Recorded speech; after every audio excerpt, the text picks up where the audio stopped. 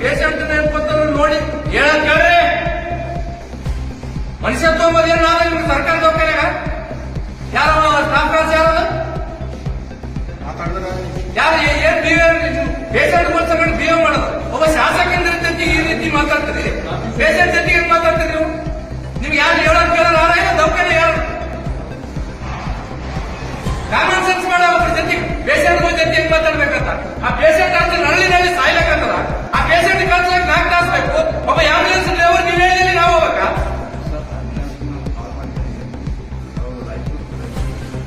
ಗುಲ್ಬರ್ಗ ಅವ್ರ ಅಪ್ಪ ನಡ್ದೋಗ್ಯದ ಅವರು ಕಾಲ್ ಮಾಡಲ್ಲ ಸರ್. ಅವ್ರು ಅಟೆಂಡರ್ ಕಲ್ಲಿ ಕಾಲ್ ಮಾಡ್ತಾರೆ ಸರ್.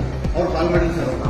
ಅವ್ರು ಮುದ್ದಾಂ PS ಅಂತ ಹೇಳ್ಯಾರ ಸರ್. ಅವರು ನೋಡಪ್ಪ, ನಾನು ಒಂದ್ ಹೇಳ್ತೀನಿ ಕೇಳ್ರಿ. ಇಲ್ಲಿ ಸರ್ಕಾರ ದವಾಖಾನೆ ಬರೋರು ಯಾರು ಬರ್ತಾರ? ಶ್ರೀಮಂತರು ಬರ್ತಾರ, ಬಡವರು ಬರ್ತಾರ. ಮತ್ ಬಡವರು ಬಂದ್ರೆ ಬಡವರು ನಿಮ್ಗೆ ಆಂಬುಲೆನ್ಸ್ಗೆ ಪ್ರೈವೇಟ್ ಆಂಬುಲೆನ್ಸ್ಗೆ 10,000 ರೂಪಾಯಿ 20,000 ಯಾರು ಕೊಡ್ತಾರ?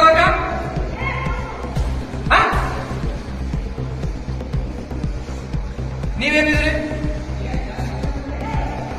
ಈಗ ಇನ್ಚಾರ್ಜ್ ಯಾರು ಇವತ್ತು?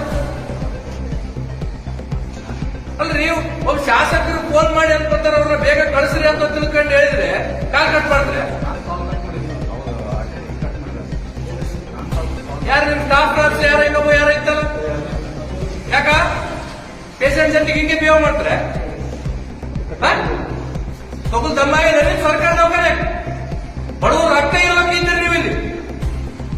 ಒಂದು ಪೇಷಂಟ್ ಆಂಬುಲೆನ್ಸ್ ಆಗಿ ಕಳಿಸ್ಲಾಗ ಒಂದು ಕ್ಷೇತ್ರದ MLA ಬರ್ಬೇಕಾ? ಜಿಲ್ಲಾ ಕೇಂದ್ರ ಆಸ್ಪತ್ರೆ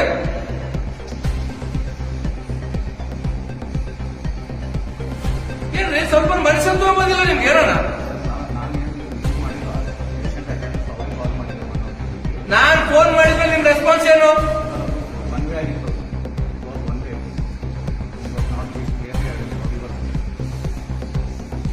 ನಿನಗೆ ಮೋದಿ ಕಾಣ್ತದೆ? ನಾನು ಹೇಳ್ಬೇಕ ನಿನಗ MLA ನಾನಿದ್ದೀನಿ ಅಂತ ತಿಳ್ಕೊಂಡು ನಿನ್ ಗೊತ್ತಾದ್ರು.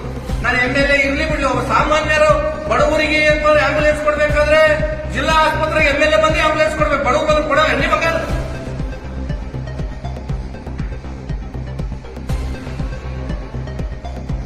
ಏನ್ರಿ? ನೀವು ಇಷ್ಟು ಪೂರ ಅಮಾನವೀಯವಾಗಿ ನಡ್ಕೊಂಡ್ರೆ ಜನತೆ ಶಾಪ ತರ್ತದೆ ನಿಮಗೆ. ಅಲ್ಲ, ಇದು ಜಿಲ್ಲಾ ಕೇಂದ್ರದ ಆಸ್ಪತ್ರೆ ಒಬ್ಬ MLA ಬಂದು ಪೇಷಂಟ್ಗೆ ಆಂಬುಲೆನ್ಸ್ ಹೇಳ್ಬೇಕಾಗಿತ್ತಂದ್ರೆ ಇದು ನಮ್ಮ ಕರ್ಮ ಬಂದದ.